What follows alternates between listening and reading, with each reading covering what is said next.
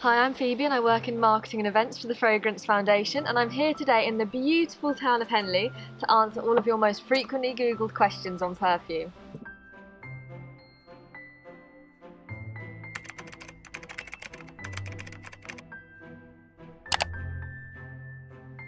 So, the first question is, what do the top, heart and base notes of a perfume mean? So let's start with the top notes. Those are largely citrus-based and they're also very volatile. So this means that when you spray them on your skin initially, you're going to be able to smell them really strongly, but they will die down within the first stage of the fragrance. The heart notes, largely floral, and they have a big impact on what your fragrance will smell like overall. And then finally the base notes are more the ones that will last on your skin for 24 hours. So this will include ingredients like benzoin, sandalwood, and they'll stick to your skin and add depth to the fragrance.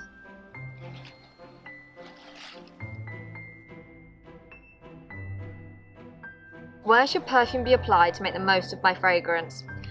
So to make the most of your fragrance, I think that it should either be applied to your collarbone or to your wrists, as when you move your hands around, the scent will aerate and go into the atmosphere, and those around you can smell it and you can also smell it. But the temptation with the wrist is to rub them together, and definitely do not do this because it crushes the molecules and will make your fragrance smell really different to how it smelled before.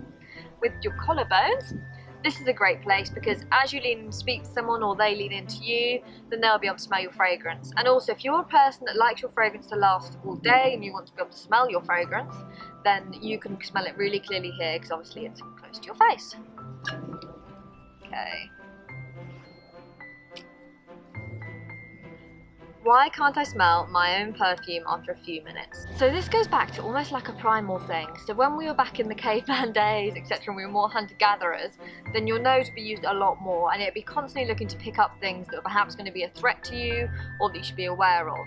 Now we don't use it for that, but your body still has that kind of throwback to that. So when you spray your perfume, you'll smell it so strongly immediately because your body's trying to pick up on that new smell and trying to register it. Whereas once it's sort of had it for a while, it notices it's not anything really to worry about and you don't need to register it. So you stop being able to smell it. It's kind of the same with, if you think about when you go on holiday and then you come back, you think the smells like home. And that's because you can't smell your home when you're always in your home, but then you come back and you have that homey smell. Okay. And then, why do perfumes affect my mood? Okay, so perfumes will affect your mood due to the ingredients that are within that fragrance. So if it has ingredients such as citruses, so lime, lemons, oranges, and this will really like invigorate you and energize you. So it might be a good one to have if you're having a bit of a slow down at lunchtime. Whereas lavender sort of has the opposite effect. It's really calming and relaxing. And a lot of brands use lavender in their products that are supposed to be to help you sleep. And also a lot of people just have dried up lavender under their pillows to do the same thing. So they're very opposite scents in that way. Why do I love some perfumes but hate others?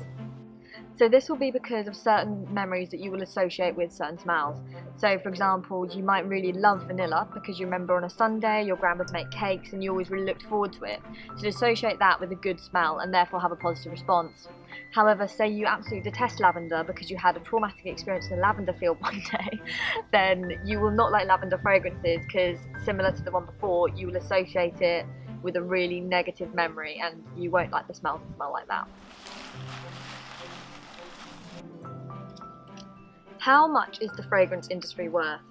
So the fragrance industry, according to the Oxford Economics report published last year by the Fragrance Foundation, states that it is worth a whopping 7.1 billion and it supports over 126,000 people in employment.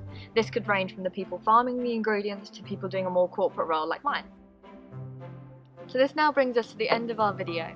I hope that you all feel knowledgeable about the world of perfume, and if you have any further questions or comments, please do leave them below.